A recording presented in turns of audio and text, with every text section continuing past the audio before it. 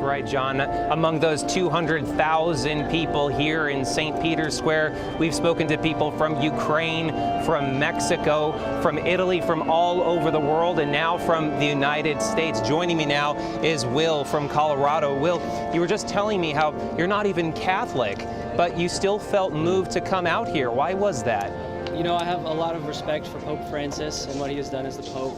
And I'm not Catholic, but I feel he really brought the church forward, and I feel he encapsulates the Word of God. And I have respect for that. Even though I'm not Catholic, I feel like he did a great job as the Pope, and I wanted to come and honor him in that way. And how did he do that? How did he manage to resonate with people in the United States, young people like you, many of whom were not even Catholic? I think he really broke the polarization. I feel sometimes there is some polarization among religions, and I feel he reached out to everybody, and he spread the Word of God in a way that showed that it was love for everyone, and not just those that are Catholic. And I felt he had that love for everyone, and he showed it in a very humble way. And now we're joined not just by the 200,000 people here, but heads of state, dignitaries. Donald Trump, the President of the United States, is here. Ukrainian President Volodymyr Zelensky. Pope Francis bringing people together from around the world in death, as he did in life. Yeah, I think it's a beautiful thing, and I was happy to see a round of applause for Zelensky and see all the world leaders come together over this. All right, Americans paying their last respects to Pope Francis. Back to you, Nora. Let's check in now with Seth Doan, who is at St. Mary Major, the basilica where Pope Francis' body is being taken. Seth, you are there, and you're speaking to a woman there from New Jersey. Exactly. I'm here with Nancy Cusimano, who's been living in New Jersey for 44 years, was born in Sicily, but considers herself now an American. Yes, of course. I'm naturalized American. She's one of the many, many people here that have lined the street waiting to see Pope Francis's coffin pass by. What drew you to spend the time out here waiting to see him? Well, I follow Pope Francis. I like his doctrine and the way he speaks to people. What does he mean to you personally? Personally, his way of talking and making everybody equal, it gives me like a peace of mind. Yes. Why did you want to be here today?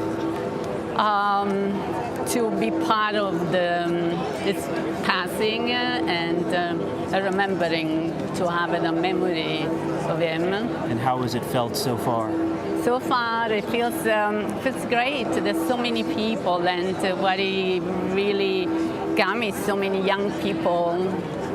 I'm sure they were here because of the Jubileum, but they've been staying here. There's a group of people where I'm standing, and they've been here since 5:30. Yeah, people have been, the crowds have been growing here. As Nancy mentions, it is the Jubilee year, the Jubilee of teenagers. Yes. Also, Delia was mentioning that earlier, John and Nora, and I was speaking just with an Italian 18-year-old girl who said we were coming to Rome, we were hoping to see the Pope tomorrow, but instead we have come here to see his coffin pass by, which will happen shortly. This is where ultimately he will be laid to rest in the St. Mary Major Basilica, one of 4 papal basilicas here in Rome, a basilica that was very close to his heart, one he came to more than 100 times during his papacy.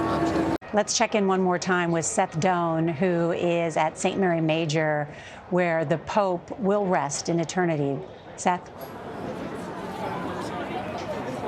Nora, I am here with Vida Mehitra, who is visiting from Houston. And I'm just curious, with her 6-month-old who is managing to sleep, why did you want to come out? Why did you want to line the streets today? You know, because Pope Francis has had an impact in my life, just as in the lives of many. How so?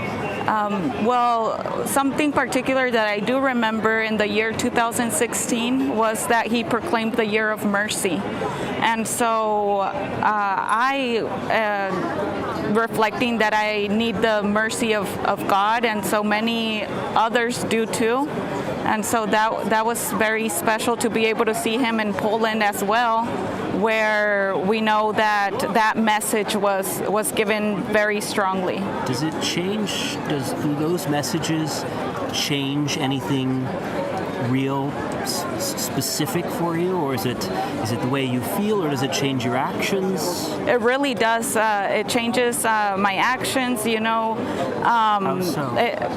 There's something before, encountering, because he's instrumental in being able to share the message of Christ so that people can encounter Christ as well. And so.